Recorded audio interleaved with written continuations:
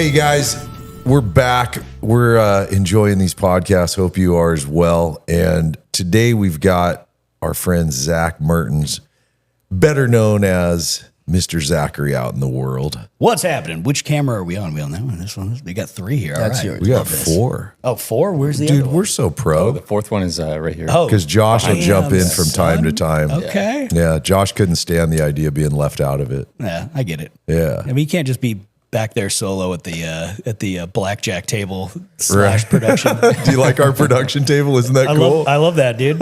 Hey, man, you know what? Dual purpose, right? That's actually a sick table, by the way. It is It's really pretty cool. nice. I just wish this mic had was able to come a little closer. Well, maybe you just need a free ball, man. Hold it in your hand. You're good. Right? Yeah. Go that route. Spit some bars.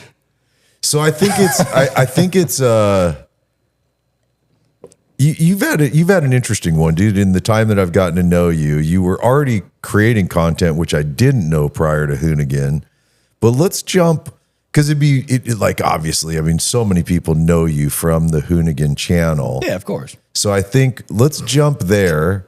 Now, we don't have to beleaguer it. We don't have to spend 1 million hours on just your life in Hoonigan, but it's I mean, bro, I mean, that's how, like, you fucking crack that smile. I'm like, it's not Zach anymore. It's Mr. Zachary It's the character, you yeah. know what I mean? Because I saw it so many times, dude. Yeah, I get it. And so let's kind of jump to there, and then we'll cut forward to what life is these days post Hoonigan. Okay. So you're creating content, and then I can't remember. Did you contact them? Did they contact you? How did it come about that you went from what you were doing to now you're one of the Hoonigan guys? Mike and I were doing an RPM, and then we went and Mike would always get his car washed when we'd go to Gold's Gym in Venice. Okay. Like right across the street. And these dudes that wash the car, they knew that we were making the show. And they're like, oh yeah, we wash these other guys' cars once a week. And it's this company called Hoonigan. I was like, yo, can you get me somebody's card there? And basically I just wanted to hit somebody up to see if we could come and like rip some burnouts. And this is before they were doing daily content. They didn't even have like gates up at the Long Beach location. I think they had like pretty much just moved in there. And I mean, we just basically hit them up. And then it turned out that Brian and Ken, when Ken was racing WRC in Europe, like Ken loved Mike's old channel, Bro Science. It was the Dom Mazzetti channel, right? It was fucking hysterical, right? Yeah. Like Mike's a great comedy writer. He's funny as shit, right? And so like they would always watch his YouTube videos back in the, mid 2000s, like late mid 2000s. Wow. Right? And Okay. So then like when they figured out, I guess Brian figured out who were like, hey, yeah, come by, and then like Mike was driving a McLaren 570S at the time and like, pulled up, let Hurt rip some donuts in it, which is a horrible idea. I mean, not a horrible idea. It's great, but like knowing Hurt's driving style and what's the word I'm looking for? Skill set? He breaks a lot of things. You know what I mean? He goes hard. And so everybody's like, I can't believe you're doing this. This is not good, but whatever. We're just going to pull the camera up. Let's let it rip. And, we all kind of hit it off. And then when Mike and I were closing up shop on an RPM, just because it was getting like the algorithm started on YouTube, it was getting crazy expensive to do a car show. And at the time, we were trying to do like almost like a Top Gear style car show, but it was basically 2 idiots failing to make a car show, right? Like, and like we were trying to do like a quality thing that was for free for everybody, right? But like it would take like a month to get an episode edited, and because it was like TV show quality is what we were going for. Yeah, and so. We start closing up shop on that because it's like it goes from like doing 500,000 views a video to like we put a video out and then it's getting like 20,000 views maybe. We're like, what the fuck, right? Yeah. And at the time, Brian, the first time he came over there, Brian was actually picking Mike's brain on like, how do you do the daily content thing? Like, because he was wanting to do it, but there was like a CEO at Hoonigan at the time that was kind of standing in the way. But then that guy left or got fired. I don't know what the deal was. Yeah. So then it was kind of like nobody steering the ship, right? So Brian was like, hell yeah, like I'm just gonna do it, So he kicked off daily content, and I had been hanging out with Vinny a little bit, and he was like mentioning that they were completely underwater, with like how the fuck do we keep up with this pace? Because it's every like 5 days a week doing videos, right? Yeah. And I was like, well, I do all the post-production stuff for our channel, right? Like I do all the back end, all the editing. And, that's like, I'd be down to, ride for this thing. We're closing up shop here. And so basically, just kind of like reached out, made myself a job, and it worked out good. Like we were all in the same vein. I mean, everybody's kind of like, everybody there was different, right? Everybody had a different style, but like everybody was the same psychopath deep down, right? So like, like the whole work 100 hours a week and like just beat yourself into the ground and try to figure stuff out. Like everybody had that. Yeah. So everybody bonded well over that. Yeah. Just like the perpetual struggle of, grinding yourself to dust. And it is that. It's. I think a lot of people watch YouTube videos and think, well, shit, I can make a video. And yes, you can. Mm-hmm. But for any of us, because we're similar, dude. It's that like you never arrive. You never get there. No. The best you ever do is like, we can do better. We can do better. We can. Why did we only get this many views? It's like I know you're the same way, dude. And it sounds like you guys were as a team. You guys drove yourself fucking insane over this stuff. Yeah. But it was like, it was cool because it was a total free for all, right? Like I think I've probably said this publicly a bunch, but I always said like Hoonigan was like the Wu-Tang Clan of car culture, right? Because like everybody had their own style, but like, good. There's just a bunch of not degenerates.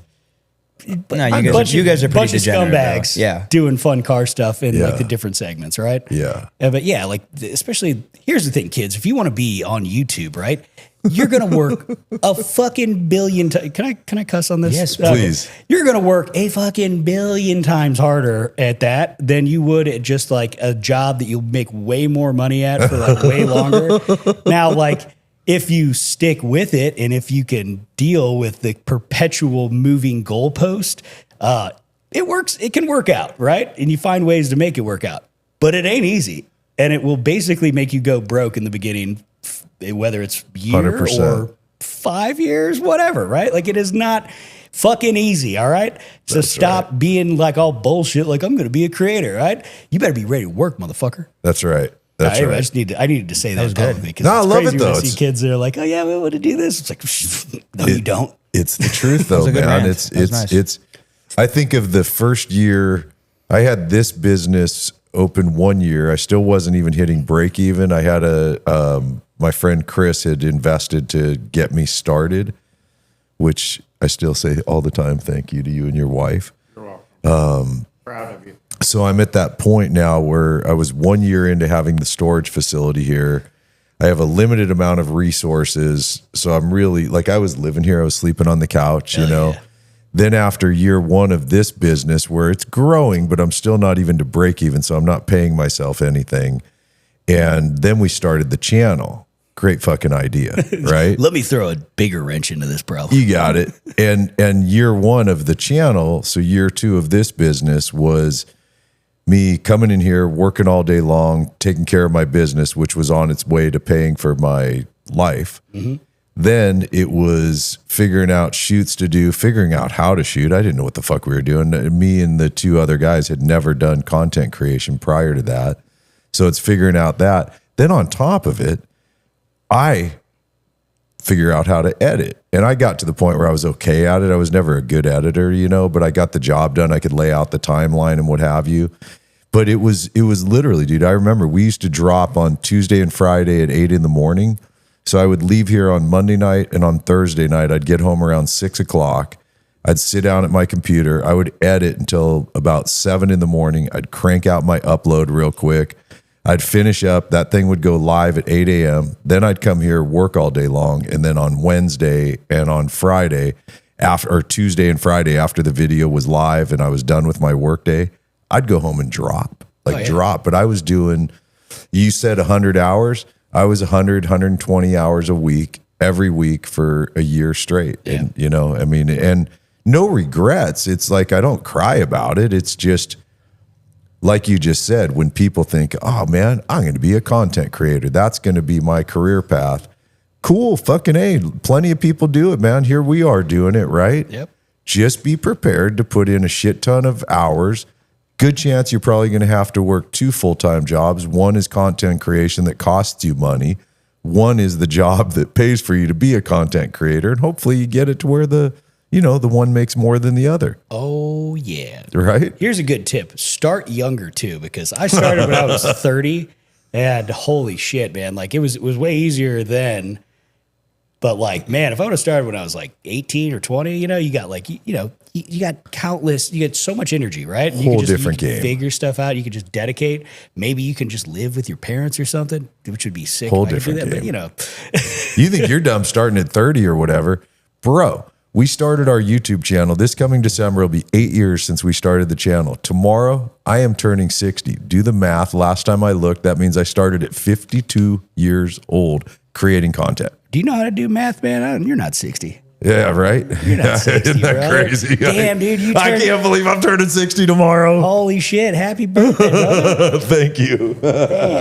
So I didn't realize you're 20 years older than me. I turned right. 40 this year in December. Oh, right on, man. Hell yeah. My two uncles right here, dog. Right? Come on. You're on a terrible life path then. Yeah, exactly. Just look where you're headed, buddy. Well, based on my weekends, I think I am following after you guys. Yeah, I'm doing yeah. a good job. Yeah, You are. Yeah, dude. You are. Hey, you're a hard worker. I want to commend the boys here because like For sure. these kids hustle. I call you kids. do. You're fully grown men at this point. I do the same. They are though. They work. I love the team we have, the four of us guys together, because there's been different iterations of it along the way. But once we landed on the four of us, God, we have a great time together and we get good work done. We put in the time and energy, and it I think it shows. What these guys do. One of the things I find cool about you guys, right, is like, you're always like thinking about new ways, like how can we evolve this? How can we grow it? How can we make it better, right? And like, if you're going to do this, right, you can't just do the same shit unless you got it figured out, which there's like not many people that do, but they do the same thing, which is like, how do we evolve? How do we make it better?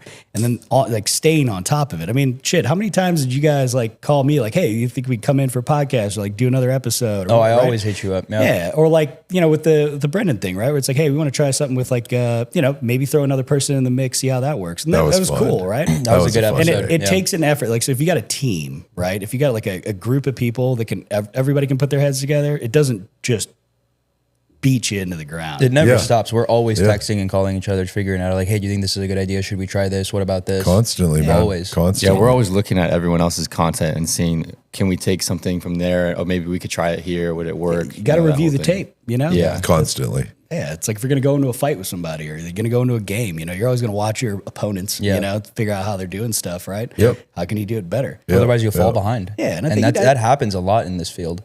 People falling behind big channels, and they have 1 million subscribers. They're not getting views anymore. I've seen it. Hey, shit. I mean, like even mine, it's like, like obviously I do other stuff in order to basically fund YouTube, right? Yeah. Because I love it, right? It's cool to do. And it's like, it's basically an excuse to do all this dumbass car stuff that I wanted to do. Yeah. But it's like, it's kind of a way of being like, yeah, it's not a problem spending all this money on this engine or transmission. Like when typically if I wasn't doing car content, there is no fucking way I would do that, Yeah. Like, yeah.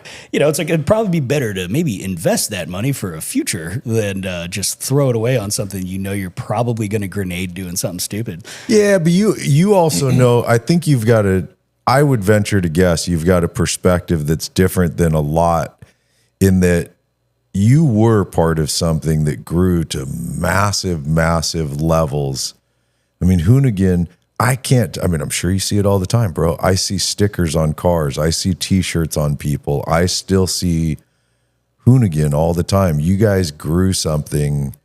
Like, I can tell you this much flat out. Hoonigan is one of the ones I look to with what we do, knowing that I'm not suggesting we're going to ever hit those kind of numbers, but I know it's possible. You're not shooting at pie in the sky because others have done it.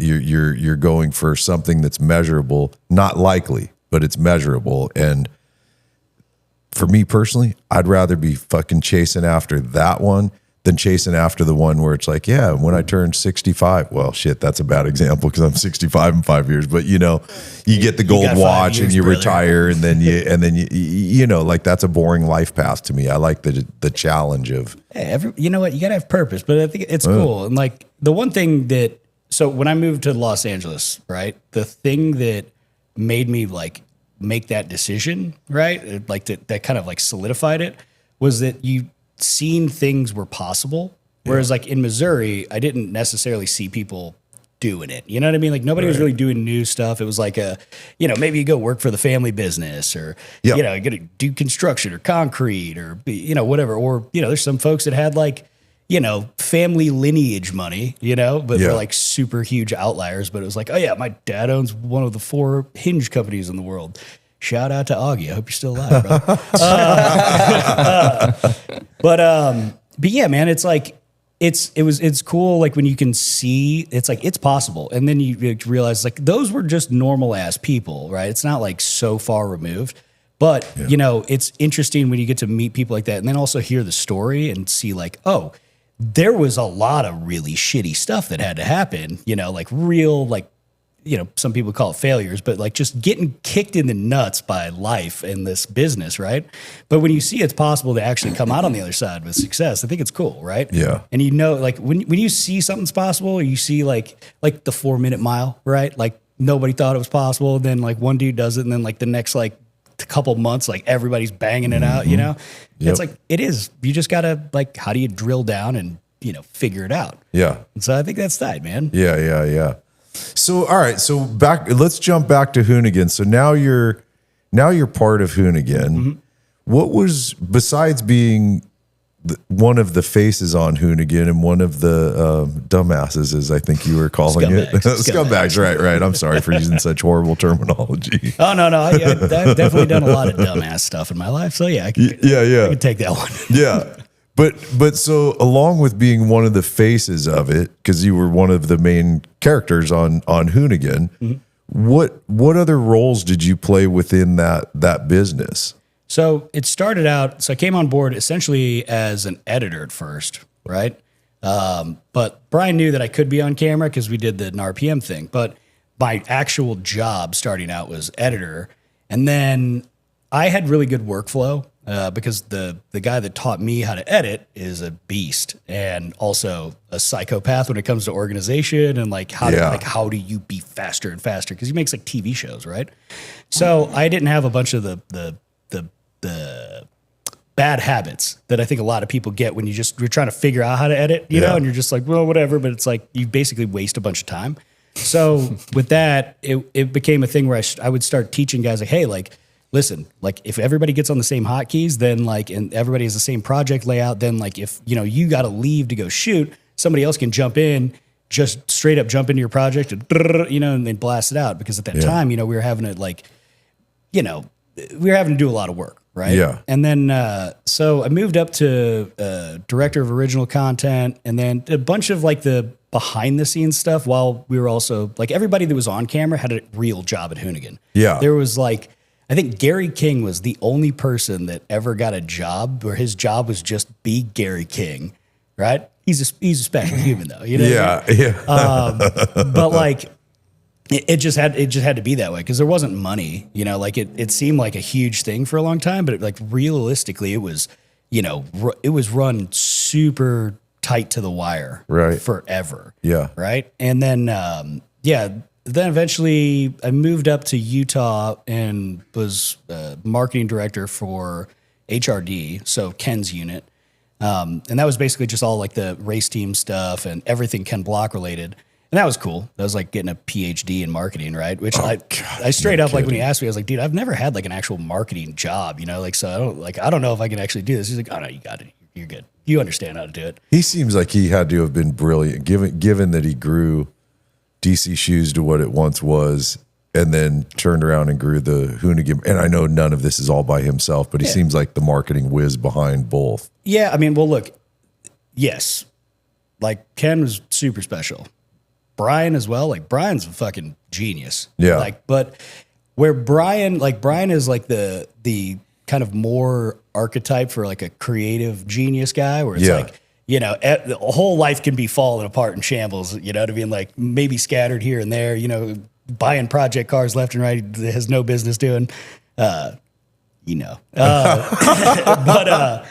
Ken was actually like pretty organized, right? And you don't see that a whole lot. And so, and I think I asked him this when we like first really started working together a lot.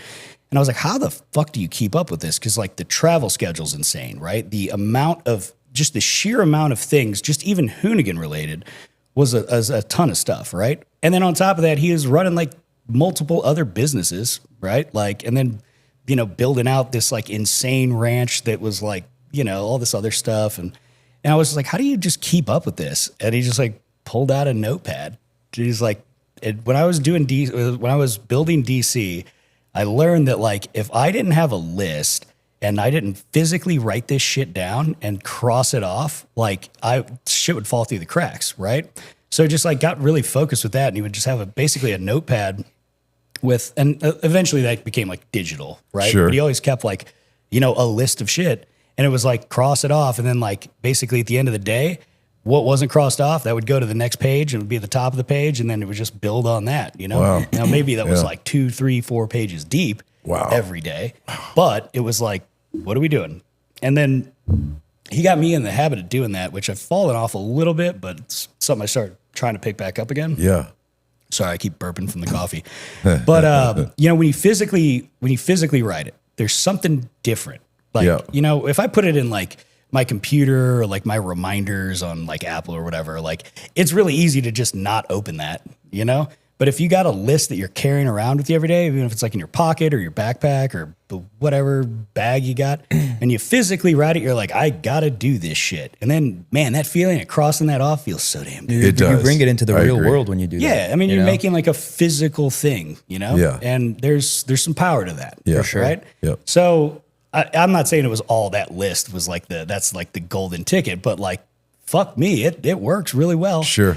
But yeah, Ken was like, he had a really crazy outlook on stuff where, like, let's say if we were gonna, like, we would do these creative meetings every week, right? Of like, okay, what content do we need to create, or like, merchandise lines and stuff like that. And like, you'd throw out an idea that almost would seem almost unrealistic, and just the answer would typically be like, no, dude, it's got to be bigger. Like, wow, like doing this Can-Am shoot, like, it's like, okay, like we need to make these episodes. It's like, how do we, we need something that's like a little bit different than all the desert stuff. It's like, we need snow. All right, like, let's go here. It's like, no, it's got to be bigger. Like, go to this super, like, what's it called? Baldy or Bald Face, right? Which is like a super private, like on top of a mountain ranch that, only 12 people can go to. And it's like, you got to get there by helicopter, right? And it's like, okay, then we're going to Chinook a fucking Can-Am in with like tracks, and then we're going to just shred with, the sickest snowboarders on the planet, and then it would spiral out of control seemingly, right? Crazy. But like, that's what made stuff cool. Yeah. Right. And it's like, he understood that, like through DC, that's how they blew up. It was like, okay, how do we do the sickest fucking shit humanly possible? Because that's cool and people can't avoid that. Yeah. Right. Like, so like when you're looking at it from a sense of like marketing, a dude jumping the Great Wall of China on a skateboard is pretty fucking sick, especially for the 90s, and then the photos from it, you got fucking probably, pretty sure Blybeck probably shot that, but like, Yeah. like it's like that's It's like the Red Bull marketing. Right? Basically, like that is the formula, and like that's Red Bull kind of continues to do that. Were you on the Gymkhana shoots, like the whole drifting and shit? So that's, what sucked? Like there was a lot of like the Gymkhana shoots that I physically had to miss because I would be back running the channels, Right. Which is a bummer, man. Because like when I remember the first one that basically I had started, and it was like me and another guy, just like, well, you have to stay back because like somebody has to manage. I think we had like maybe 3 channels at that time. I think we just started adding more. At one point we had like 6 or 7 channels going, and you got to think like 2 or 3 pieces of content a week on each channel. That's crazy. Like, that's like a massive machine, especially like the team was only, like 6 guys. That's crazy. Oh my God, that's so much. So like on a lot of those, it's like, I missed Gymkhana, the 3rd shoot on it. Like by the time I got there, I think like the 2nd and 3rd shoots happened.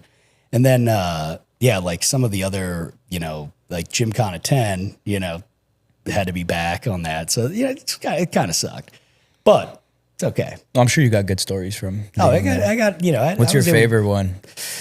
So mine's a toss up because Gymkhana 5 is really hard to beat because like that was where like all Which one's 5 again? San Francisco. Oh god. So that's where all the stops got pulled out, right? And there was a lot of like really trick camera work, and that was like, you know, the days like GoPro was kind of early, you know, but like doing arrays of GoPros. So like if you look at the drift jump scene, you know, the scene comes up for like a left-hander. You know, he's already crossed up while midair, you know, lands.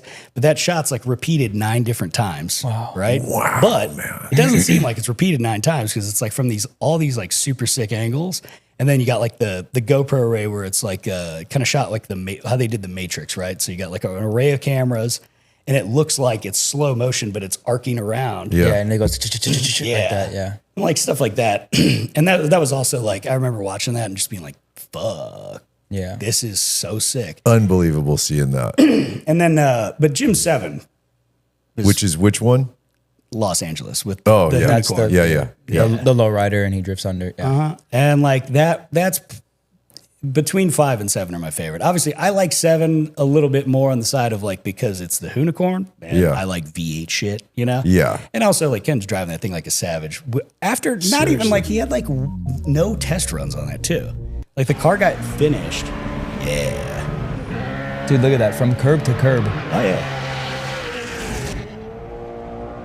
What a fucking driver, man. How long did it take? Do you know, like on average for a Gymkhana shoot, like 2 weeks or something? Maybe, not even. Like the cool thing about Ken is like you could tell him some insane trick to do. Yeah. You know, be like, okay, come in. We need you to hit a reverse entry like over 100 miles an hour, and like we need you to brush the nose on this like pole as you're like coming backwards. And he could usually nail it first shot. Really? First, the second. Yeah. He had really insane car control. Yeah. Like between I would say the two best, dude, what a like shot. unnatural ability for understanding perspective of like where a car is in space and its movement. It'd be a toss up between Ken Block and BJ Baldwin. Yeah. Right? And so BJ's talent is insane because he's doing it in a truck, right? But I've watched BJ do some gnarly shit, and you're like, there's no way he's gonna like make that, you know, without like smacking something. And I, you know, feel like BJ just wouldn't give a fuck. He'd just keep going anyway. But like he could always like put it in these like crazy tight spaces or like come through super hot, you know, and figure out a way to make it look sick. Yeah. And also not damage anything. Right. And so like him and Ken both had that ability where they just like car control was insane. Yeah. You know, there's a handful of guys that have that, but like I just, you know, for the people that I worked with the most, I mean, I haven't done a ton of stuff with BJ. Yeah. But I've been around, I've seen enough, and I've been with him enough to be like, that's insane. Yeah. Like, you know what I mean? Yeah. Yeah. Also, like Reese and Tanner are also crazy sick at doing it. You Yeah, know, I was like, just gonna say, like I heard a great, you know, my neighbor Dennis does all the Furious stuff. He builds all the cars, and in Drift, where there's that turnstile drift coming up, you know, and apparently Tokyo Drift, yeah. And he told me this story about because Reese is the one that did that, and he told me this story where they had built a rail. Yeah, because they were going to fake it. They were going to fake it, and Reese said, fuck you, pull that thing off the car, and actually went and nailed the shot. First take. Yeah. That's as a guy that, like, I'm a decent driver, dude. I'm, you know, like a lot of, I've been with plenty of people that are like, oh, you're fucking psycho. Like, not at all. What are you talking about? It was all totally controlled. But in my world, I'm just an okay street driver. That's all I am, because I've been around, not the guys you're talking about, but I've been around. Like I've sat passenger seat with pro drivers on the track before, you know, where they're heading towards a turn and you're like, you're starting to back up in your seat going, are you going to fucking hit the brakes sometime soon is what you're thinking. Mm-hmm. And the amount of control that they have, knowing exactly where the brake point is, where to get back on the gas, it's all second nature to them. All their inputs are very mild. There's no crazy input. There's no facial expression at all. They're like surgeons, you know, and it's really, to me, it's fascinating to watch. I mean, it really is, because I know I do not have that skill set. I don't even have that gear anymore to even try to attempt any of that shit. And then you watch these guys that are 1,000x of whatever you're going to even attempt. It's staggering to me, man. It really is. My favorite Reese Millen story I've got is like when we first were working together on Hoonigans 1 and 2, we were at Grange, which I think is called something else now, but the little kind of drift. It used to be a shitty little drift track in the middle of the desert. I'm pretty sure they've redone it. So, no dig on Grange or whatever the new Apple Valley. Yeah. Oh, I've been there. Yeah. And we were in these it was a thing for Fiat, right? That we were doing. And so for that particular shoot, there was like multiple days of shoots and we were using different cars, right? But it was all Fiat stuff. And that was in like a little Fiat 500, like the little gay looking bubble. Yeah. And it was the end of the day and I wanted to get I was like, hey, we need a shot where it's just kind of like a locked off and you just see it zip through frame. Right. And so I was going to try to get it for social. I was like, let me just grab this real quick. So I was crouched down right on the edge of the track holding a cell phone and it was really bright. And so I had my hat over it. So I had my hat over the phone to try to like block and shade it a little bit. Yeah, sure. And so Reese is going to come around the turn and basically hit the straightaway, right? And he's just supposed to zip by. And then I hear the car coming, and then it blasts by me, and he was so close that it turned my hat around, right? No shit. And then when I went back to look at the footage, there's a GoPro angle inside the car, and as he's coming out of the car, he's like, "Oh, watch this." then does it, and then he just like starts chuckling all the way down. And I was like, "Man, fuck me, dude. We're neighbors now, so it's great." Oh, that's cool, man. That's cool. I've never met him. I've heard he's a super cool dude. He's a good dude. Yeah. It's cool to see all the stuff he's been developing for off road. With his like Jackal chassis and all the other stuff. I mean, because he takes kind of a different approach to it. Where everybody else is. Add tons of power and more beefiness, more weight, but like his approach seems to be, how do we lighten things up? How do we make it as nimble and effective as possible? And then as maintenance free as possible. Because I mean, obviously like if you're going to compete in the unlimited class, that's like, okay, the barrier to entry there in like Baja stuff, right? So like, score or best in the desert or any of the, if you're in a trophy truck and you're in the unlimited class, that barrier to entry seems to be over $1 million just for the chassis. And that's not including, the motor and like all the other shit that goes into it. Right. Yeah. You got to have like, it seems like the Mason trucks, the 4-wheel drive ones are just like dominating everything. Right. Yeah. Well, that shit is like $1.2 million for the chassis and just the driveline, not the motor, not the trans, I think too. But yeah, so it's like, okay, well then you still want 4-wheel drive. There's, you can take a step back in classes. I don't know the classes super well off the top of my head, but it was cool to kind of hear him like, okay, well, like here's the rule book. Here's what we can do with this. And we kind of, work our way around some of this stuff and, make something that's super light, super nimble, and then doesn't cost you $10 billion just to run, Yeah. It's cool. Yeah. I love racing technology because I feel like the rule books cause people to figure out some really dope stuff that, you're not going to figure out in a manufacturer because at the end of the day in manufacturing, you got to make money.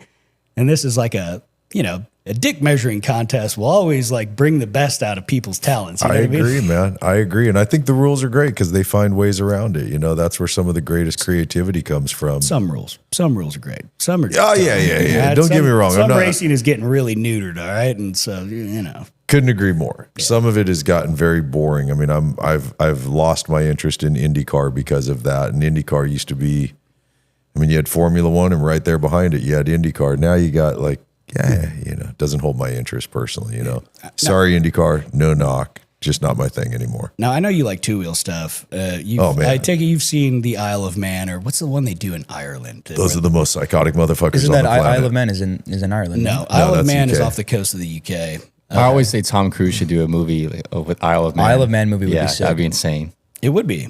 Tom Cruise.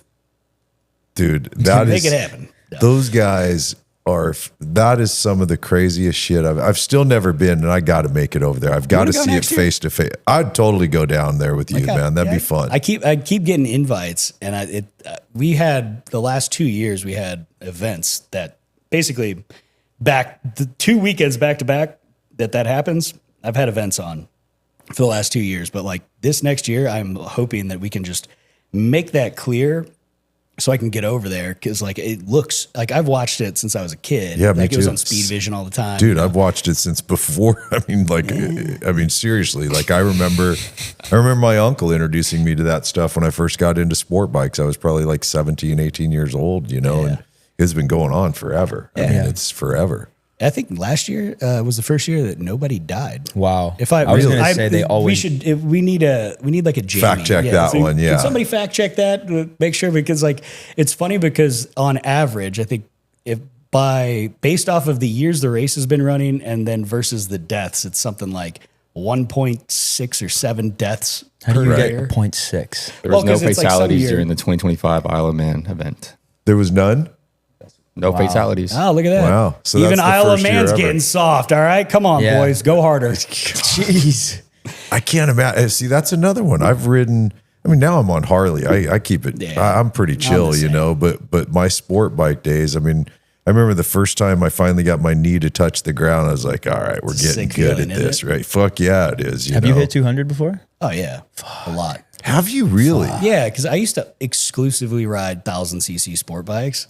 And especially like in Missouri, like, dude, you go out at 3 a.m. on a Monday and you got 6 lanes of open highway that's dead straight. You just, wow, you can hold that shit open forever. you Yeah, know? yeah. Now, I 200. wouldn't recommend doing that, by the way. Yeah. A closed course, a semi-professional scumbag. Yeah. Yeah.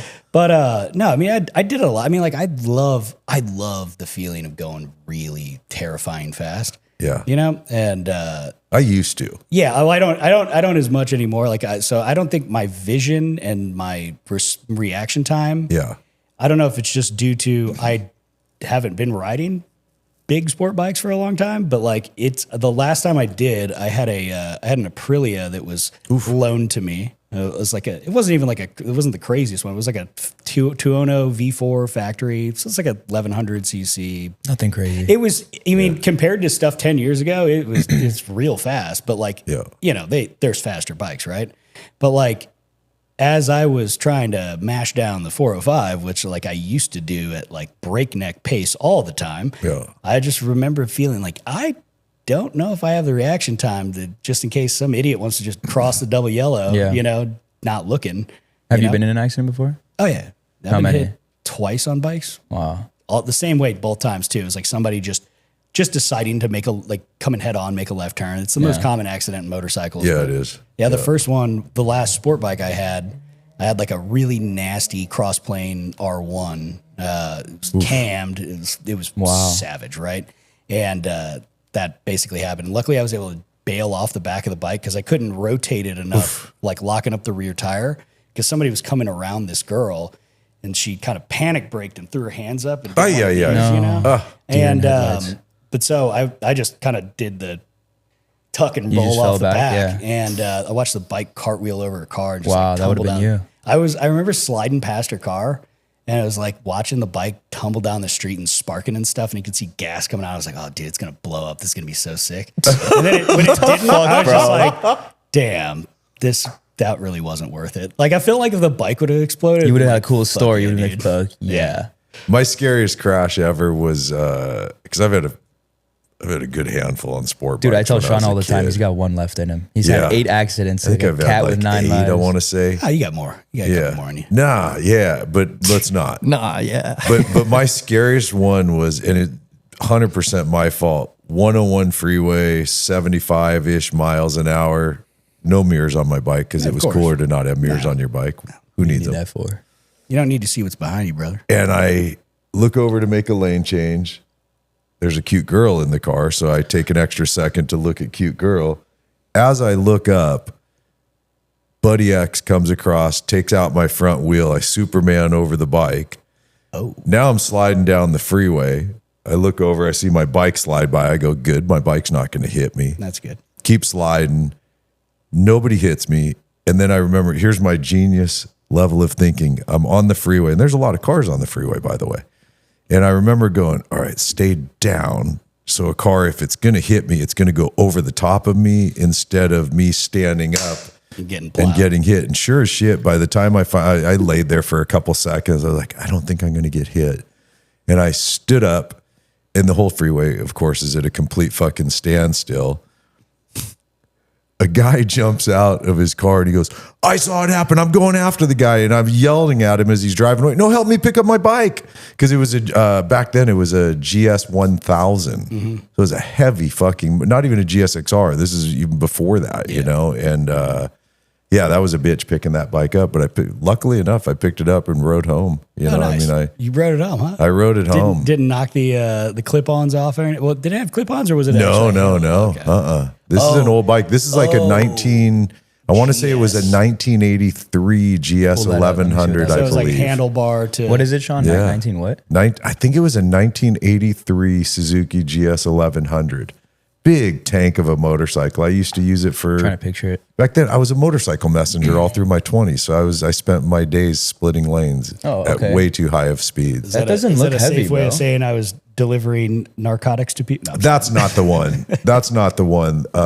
That's the one right there. oh yeah. Yeah, except for mine was silver. It's funny like how much bikes have evolved. I remember my buddy's dad had found this like Suzuki or Kawasaki 750 from like the 70s. Yeah. And I remember I was like, oh, he's like, yeah, take it up the street. And so I did. And I was like, I rode it. I was like, this is a heap of shit, right? Oh, yeah. But like the seating position was terrible, right? And like it's way heavier up top.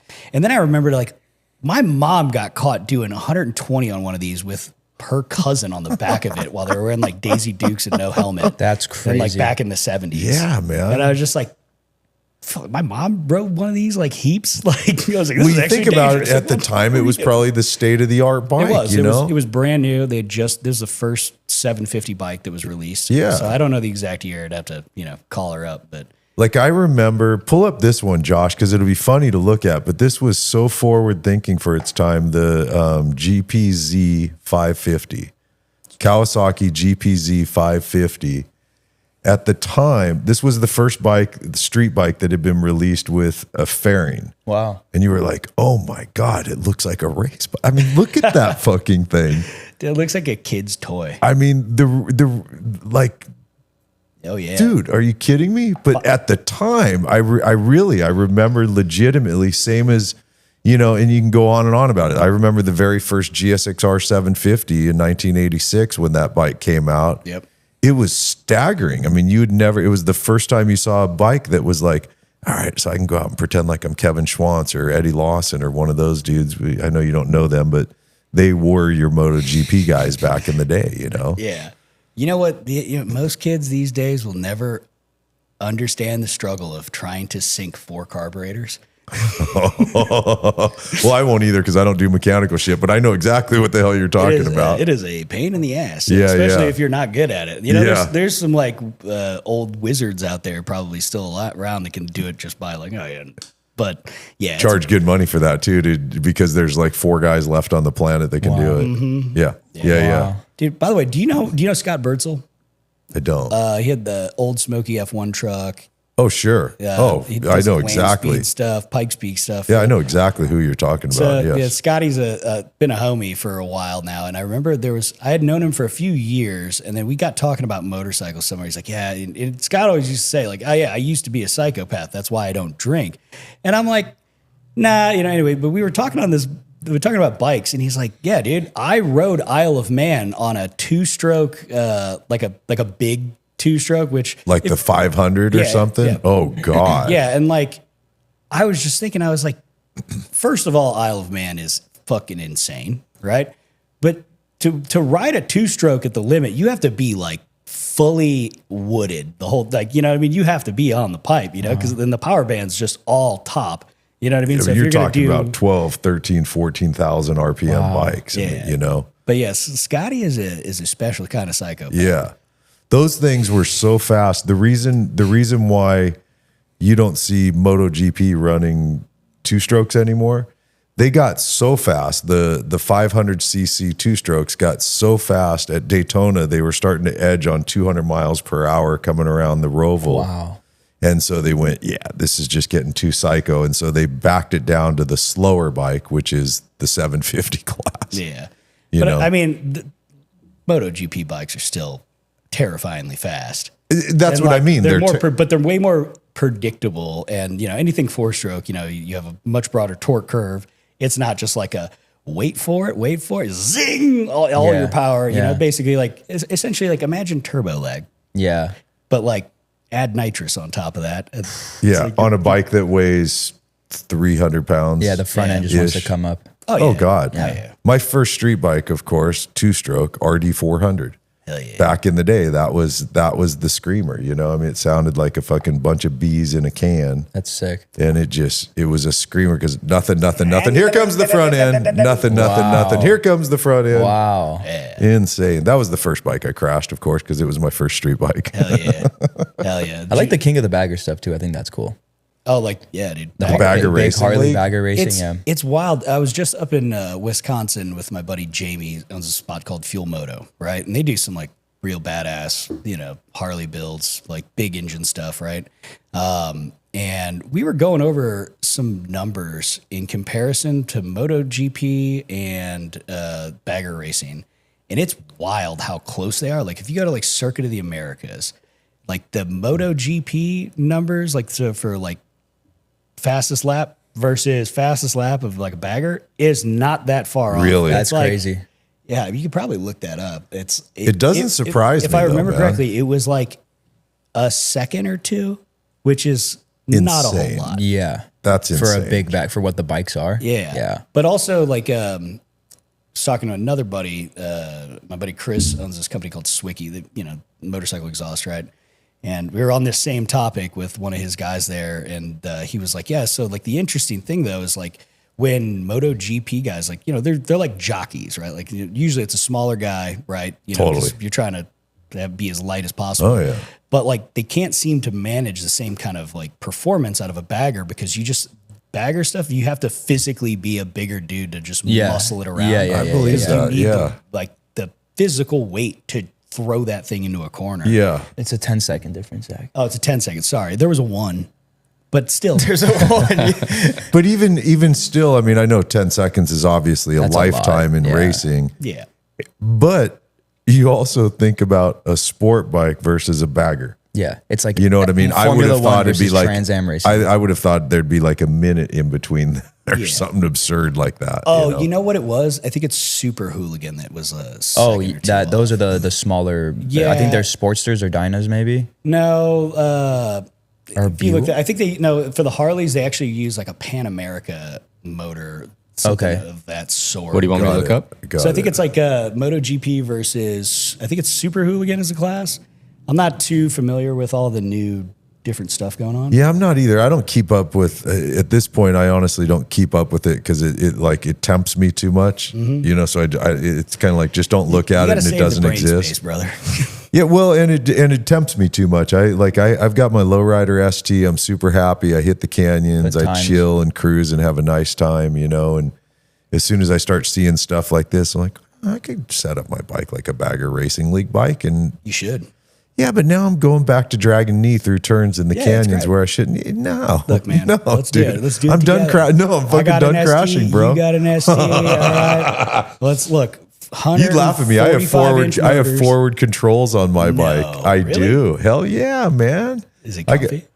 It's really comfy. You chilling? I sat on that bike, rode all the way to Sturgis, and every day at the end of the day, I was like, "Yeah, let's go for a ride." I good. hate how forward controls feel. I hate it. I love it. You see, yeah, just give it a couple years, brother. I used to hate on fairings on Harleys, right? I did too. Forever. My last 3 were naked bikes. Yeah, and then I got that ST, and I was like, "Damn, I rode it back from my buddies. Like I bought it from my buddy in Denver and rode it all the way back, and I was like, damn, this is so chill. It's badass, right? And like that's not even a huge fairing, but the difference. And then when I jump on my dyno, it's fun because it rips, but like when you are at highways, when you're doing 90 and you're just like white knuckling it, Yeah, 'cause you're getting death gripping pulled the off whole it. fucking way. And I'm like, man, it'd be really nice to just be on Chill. a fair and chill. Yeah. You know, I'm just picturing him riding a Sturgis, got a doobie going. Dude, I'm chilling. I'm telling you, got I'm some chilling. tunes. He's the pusher, man. That's right. I'm telling you, dude, I got music going. I'm one-handed, 90 miles an hour, and 100 cruise miles control? an hour. Holy shit. Love cruise control. that's the first bike I've ever had with cruise control. And man, Same. I tell you what, it's pretty nice when that right hand starts going numb. You just click that thing on. You're just like, man. Lay the hand back. You just chill, dude. I'm telling you, I love it. I'm bordering on. I'm not ready to pull the trigger on it yet, but I'm starting to, like when I was on the Sturgis trip, I was starting to eye up road glides going, I think I could ride one of those. I wouldn't want to ride it around like here where we're splitting lanes and stuff like that, but get out on the open road. Why not have a little more comfort? I see where this conversation's going. We're gonna do another podcast in 2 years, and he's gonna be like, "So I've been looking at gold wings." Yeah. Never. I refuse. I still have the one I have a hard time with is the idea of putting my foot on a floorboard because I still have to have pegs, man. I just do. But all right, so off the bike tip, let's jump. I want to jump because so there's all your Hoonigan years now. Hoonigan obviously made a massive transition over the last couple years where the company sold. It's no longer the Hoonigan that you were part of. So you and quite a few people left Hoonigan, right? Yeah. All kind of at the same time, pretty much. Basically, yeah. I mean, you just kind of, you know what, it wasn't the same. And, you know, again, things got to evolve. And we are, for sure, all of us were very not corporate people. Yeah. You know, because I mean, to be fair, it used to be at Hoonigan where like if I was gonna like hire a new person, like we would haze them. Yeah. What would you do? What if you ride the motorcycle into the fucking? Yeah. So like, you know, sometimes we'd be training out new editors, right? And we'd be like, okay, yeah, just be here at like 8:30. Nobody got there till like 10 because we'd work till like 2 a.m. Right? And so they'd be sitting there by themselves, and there would be some people there, but like usually it was like Jamie who did like accounting. Whatever, right? And so they'd be sitting there solo, and then I'd just usually like come in on my chopper and just like slam into their desk and rip a burnout against it, you know? Or like, what is going on? No HR, huh? Oh no, no, it was great. Yeah. But yeah, man, it started changing, you know? Yeah, sure. And so we all disparted. Yeah. I don't know if that's actually a word, but whatever. We all departed. Yeah. And we kind of went on to do our own kind of separate things, you know? Yeah. And I wanted to keep doing YouTube stuff because I wanted to keep the sword sharp. Yeah. And it's fun. And it is. I agree. I figured like I should give it a try. I've been doing it with other people the entire time, and I'd never done my own channel. So I was like, you know what? If I'm going to do it, I just got to try, you know, I got to take the dive. Although I didn't follow my own prescription that I would typically give somebody if they were going to start a channel. Right. And I shot myself in the foot on that, which is, it's all right. But, you know, I'm kind of one of those people, like, I got to just throw myself into a fire. Yeah. You know, and figure it out. Yeah. But that's how it happens. And you probably don't even notice how much of your not old, you know what I mean, dude, years of doing it. Mm-hmm. Now you start all over again. You don't have call it the comfort zone of Hoonigan or the comfort zone of having to, you don't have any of that. Now it's you. And you got to figure it out. You got to build it up and stuff. But that's the part I wanted to ultimately, all that stuff led to the conversation I'm interested in moving into now, which is, you know, we all know you for Mr. Zachary and your YouTube channel now, which I'm watching you grow it, dude. I mean, it's cool. It's fun to watch you growing it. But like right with that, you're also, how many Burnout Wars events are you doing now? I think we did 9 or 10 this year. And then we got over the country, or is it all over the world at this point? All over the country. We have not yet gone out of the United States, but the idea was to grow the sport here, right? Because Australia has been doing it for 30 years now, right? And it's cool to see, like, it's cool to see how far it's come and the level of cars, the level of drivers, like how they conduct themselves. And it's a big party. It's great. Now, definitely. Australia, after going over there a couple times and seeing how it's run. With Summer Nats, right? Summer Nats, Power Cruise, you know, went over there. Oh, there's multiples of them. Oh, there's a ton of different like events that happen over there. But, you know, the one thing about Australia is they've gotten to a point of so much professionalism that there's a lot of rule sets and they can't really do some of the things that we can do here. And it seemed like a lot of the Australians would come over like, we wish we could be on fire for a little bit or like hit a wall and not get completely DQ'd, you know. And when we were doing the shows at Hoonigan for like the Burnyard for say, right? Like well, it was always taken from a stance of let's put on the best show for the audience, right? Now, there wasn't a competition. There was no money involved or anything like that. And that makes it a lot more fun, right? But man, like see these guys be like, man, this would be so sick. And there's a lot of opportunity. You know, I wanted to take that on the road. And it was just very serendipitous that my business partner now, Zac Mertens, had called me up being like, I want to do this, man. Like, because I had just had him in the last SEMA show that we did for Hoonigan in 23. And he was like, I want to put on my own shows. Like, I've been thinking about this. I got this name. Well, and I was like, if you really are serious about this, I haven't publicly announced it, but, you know, I'm stepping away from Hoonigan, and I've always wanted to take it on the road. There's just, you know, after the Wheel Pros acquisition, there was like some suits, it seemed like, standing in the way, you know? Yeah. Like, I shouldn't say that. It was more like, it was one of those things where it's like, oh, well, we need like $250,000 to show up somewhere because it had to be all, you know, there's all these expenses and it has to be done a certain way. Sure. And, you know, makes it impossible Yeah. for, you know, a show to have that involved. So we were like, let's go and let's hammer it down. Like, let's try to build this thing here to where we can give people a platform to actually get into a motorsport that's not $1 billion, right? It's a very low barrier to entry, realistically, for the bro class stuff, right? The grassroots, and it's fun and it's simple for everybody to understand because you don't need to know rules. It's like, oh, did that look super sick? You know, as an audience member, it's a pretty short pace, right? It's like basically 2 minutes a run. You know? Yeah. And it's just violence all the way through. 100%, and it's just a big party, right? Oh, yeah. And then, you know, what we wanted to do with Burnout Wars was like actually make it, you know, some level of professionalism. So we wanted to be able to give cash prizes, get driver sponsorships, you know, try to take care of the drivers and show people what's possible.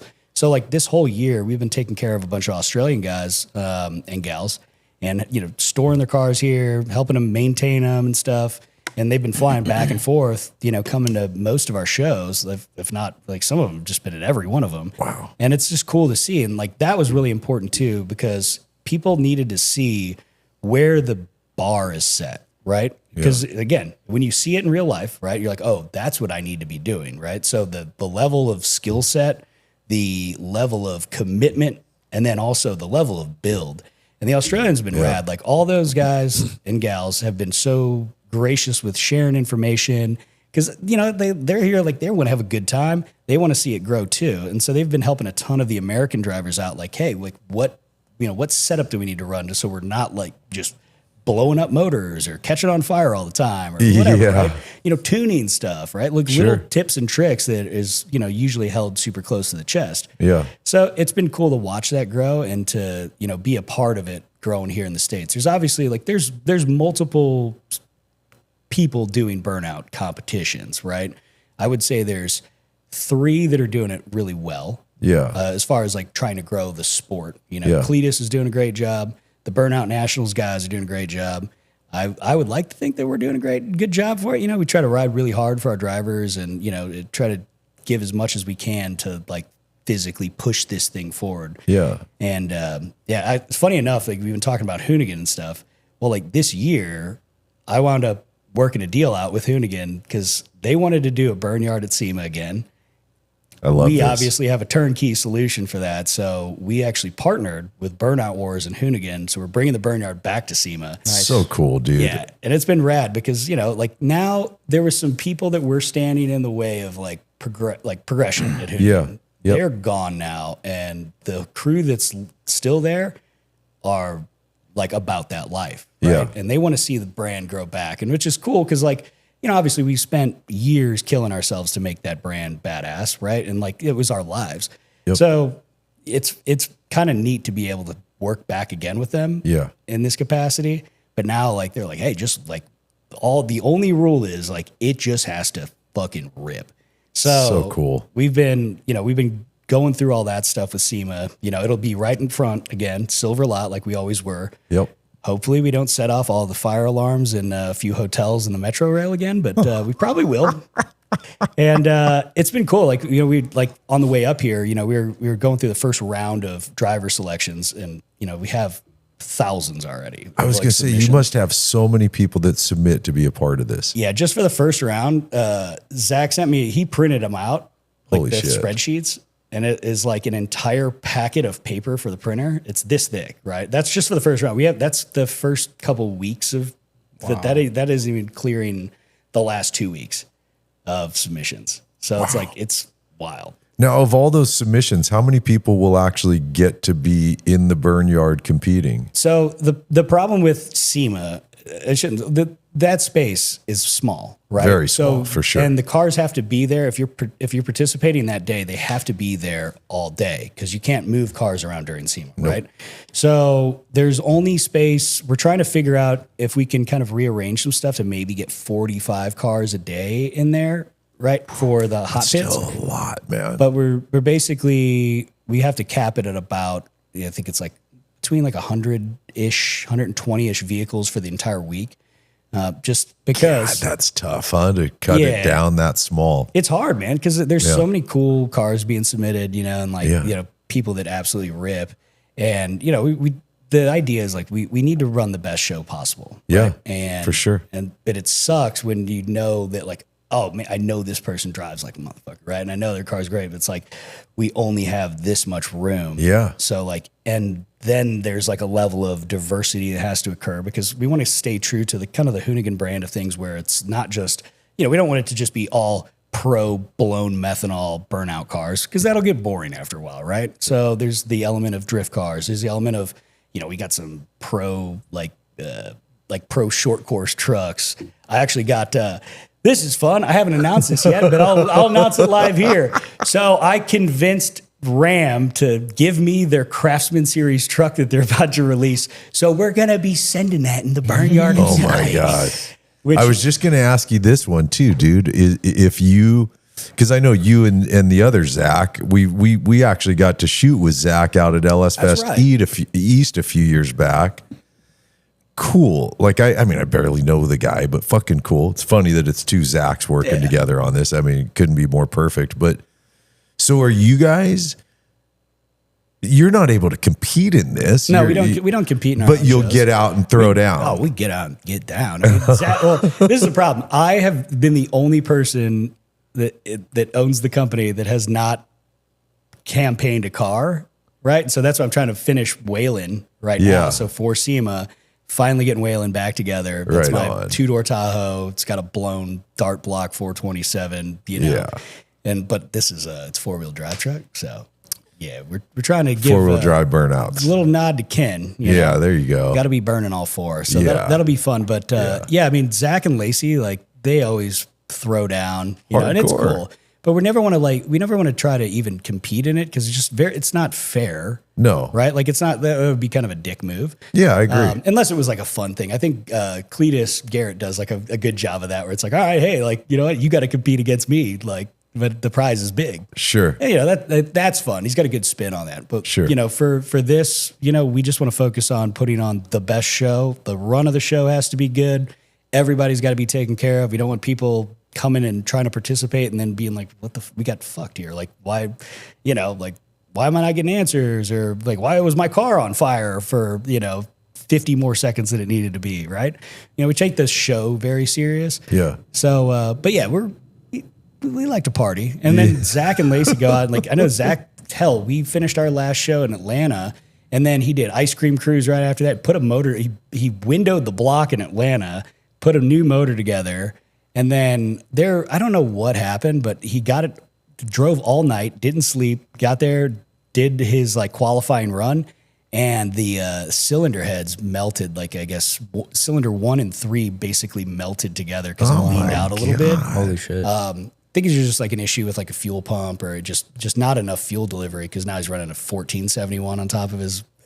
Yeah. Holy shit. But, crazy. That happens, right? But they still go and like they'll go and compete and stuff to just, show up, plant the flag for Burnout Wars, what I mean? But like we also want to support other shows that are doing this stuff, Yeah. Because like the whole sport has to grow. If you don't have drivers, you don't have a sport. Yeah. You know what I mean? Yeah. Well, yeah. And it's like you said, it's ultimately the cost of entry to compete in motorsports is always a brutal cost. And this is one, I would say this falls right in line with, very different, but falls in line with autocross, where autocross, the price of entry is not big. I mean, it's you a Miata.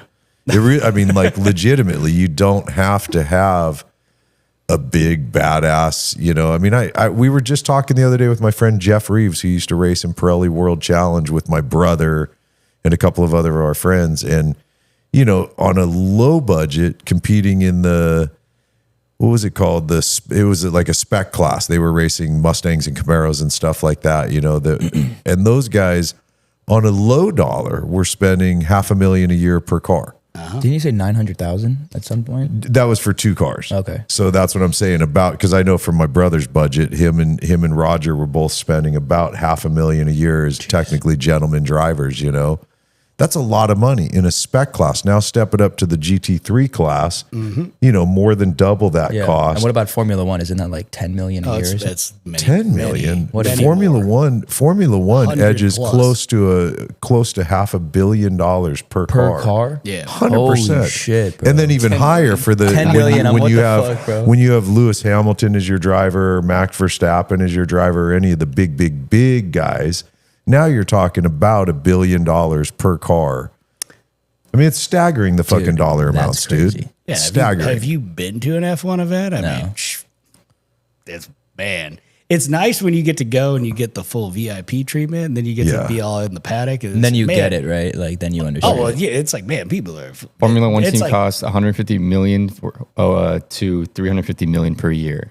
Yep, that's bullshit, because That's not an accurate number, dude. It's much higher than because that. just in like the development, so if you take development into that too, then you're in the billions. Yeah, Yeah. this is just operating costs, though. That's operating costs. Yeah. Because now you add in, like, legitimately, you add in just the cost of the driver, that number doubles. Yeah. When you're talking about like the guys I just mentioned and some of the other top drivers, I mean, these guys are getting paid over $100 million a year. I mean, to even if race you're cars. like the lowest person on the totem pole at F1, you're still getting fuck you money. Oh, 100%. I mean, maybe not fuck you, but you're getting paid. Dude, you could be in Formula One with that neck. Big, he's got a thick neck, bro. Thanks, bro. You're like the Brad Pitt Formula One driver, though. You know. Have you seen that movie, by the way? you know what? I wanted to rent it the other night, but like I have been working till like Yeah. 2 and 3 a.m. every single night, you know? And I was like looking at it, I was like, oh, I'm just gonna rent it really quick and just fall asleep to it. But I was like, no, I'll stay awake and then I'll just be dead tomorrow. Yeah. We got to see it we were with there at Coda when they were filming it.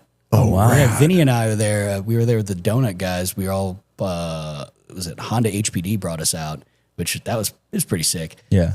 Yeah, it was a good time. But yeah, they were shutting it down in certain spots, and like they ran part of the track before the race, right? Well, with people there in the grandstands and stuff, but like the camera car following and stuff. Yeah. It's pretty cool. But then apparently they had to go and redo it because by the time it was going through the edit process, a lot of sponsorship for F1. I heard changed, about that, So they yeah. had to go reshoot Yeah. shit. Oh my God. They Imagine- reskinned a lot of the cars too, Yeah. which is probably a good amount of what they did. It was really fun right before the movie came out. Porsche Santa Clarita, I'm friends with, he just left recently, but he was the GM there. And he said, hey man, we're doing this early screening of Formula One. So Kyle and I, Chris, we all went up, and I tell you what, it was good, dude. It was fun. It's Hollywood. Don't get me wrong. It's not like It's just not a fun like summer movie. It's not but like an amazing. but the immersive view of the driving, because it's the same director that did the modern Top Gun Maverick. So the shots, the feeling you get of you know the G forces these fuckers deal with, and it was. I thought it was like I will definitely buy that and see it for sure. Well, I know what I'm doing tonight. It's good. It's good. You know, by the way, thinking about filming automotive action, right, and how far it's come, you know, was it the movie Le Mans was the first time that's Steve McQueen, right? Yes. Yeah.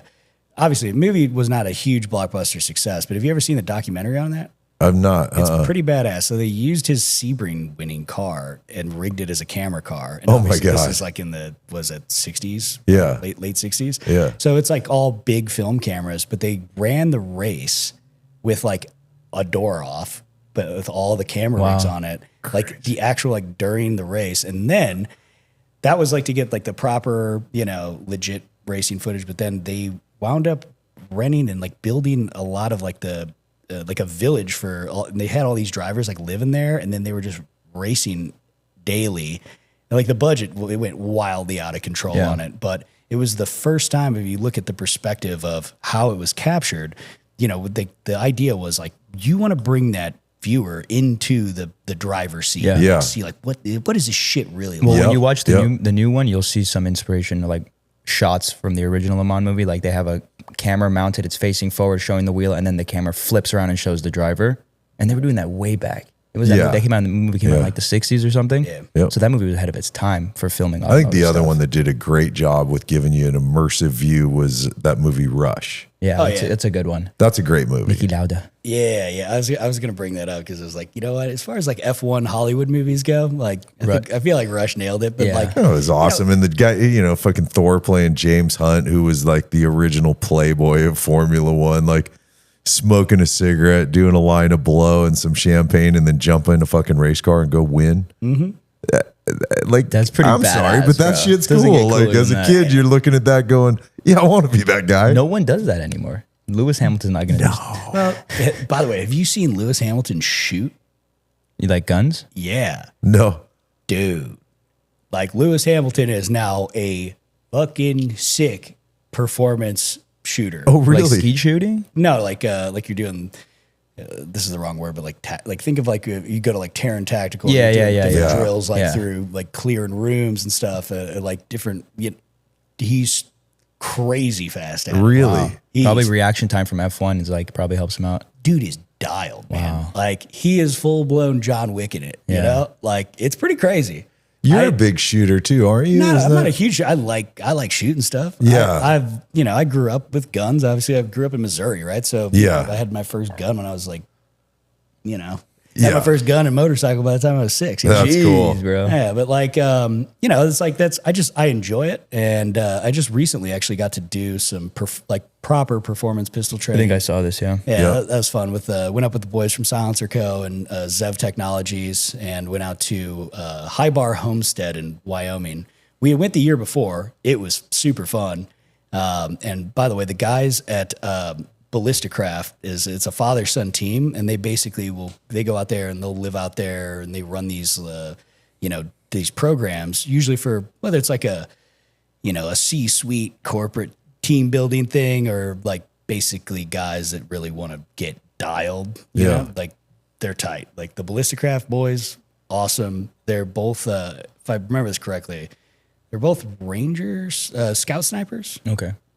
Sorry, Matt, if I fucked that up, but I know that they're both, snipers, been both really good. And like, man, Matt had me shooting 1,000 yards dead on with like 3 shots. Wow. Holy shit. Wow. And it's just cool, like to learn how to read wind and like how to read terrain and stuff like that. Yeah. And then also it's fun. Like there's the first time we were out there, we had a down day, and I was like, hey, you think we could like basically do a drive-by shooting range like sequence, and we kind of film it like Gymkhana, so we'll break it into sections, but we had all these, full auto MP5. We had a bunch of full auto stuff, but we had a bunch of these MP5s and MP7s. And so we're like, those work perfectly if you're trying to shoot out of a moving car going drive-by. 50 miles an hour over bumps and stuff. Wild, so we dude. just spent a day dumping mags. It was great. Wild. Well, we spent a week dumping mags, but like that day we went through a lot of 9 mil and whatever the hell the MP7 shoots. Yeah.